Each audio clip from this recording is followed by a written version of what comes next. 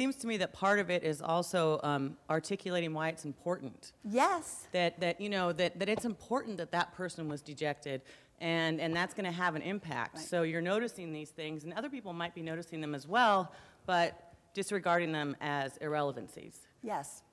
Exactly. Why it's important, why this, again, quantifying it using data to start, but why this matters, not just assuming that somebody's going to recognize this table really looked deflated, and that's a problem. Not assuming that they'll understand the importance of that, because that's one of the things, I think with the notice, that not only do women, and again, it's so important with women who are coming up, not only do women often misframe what they notice if they know that they are speaking to a laser noticer, but they also will assume that a person noticed what they noticed. I had an example a couple months ago. I was doing a technology forum, and this young woman was there, and she said, this makes so much sense to me.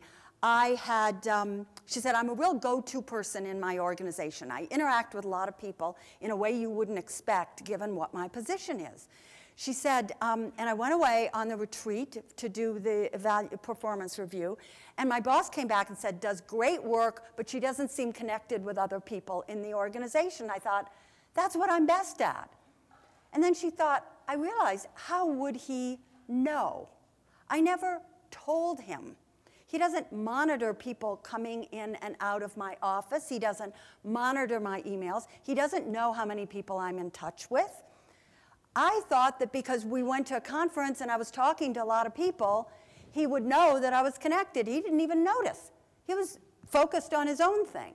So that recognizing that capacity, really important, really important. One more on this, yes? One thing I found in a sales setting is when I'm with my guy colleagues is I'll say, look, when you're presenting, you got to be thinking about what you're doing. And I got the fact that you're in straight delivery mode. But let's flip off so that when I'm presenting, you're paying attention to the room, because you can jump in if I lost somebody or something didn't happen. And over time, they get good at it. Did you notice that guy over there? He kind of yes. He kind of was knitting his brow, and I wonder what that was about. And as soon as you get to that point, it's almost like a game, and afterwards you close out, who do you think really resonated with us? How did that work? And they don't feel judged in any way. They feel like they're invited into kind of like a new game. That is a brilliant suggestion. I think, every time I do something like this, I get something new. That is fantastic, because they haven't been invited. They've come into cultures where that is not necessarily valued. That capacity isn't valued as a leadership strength.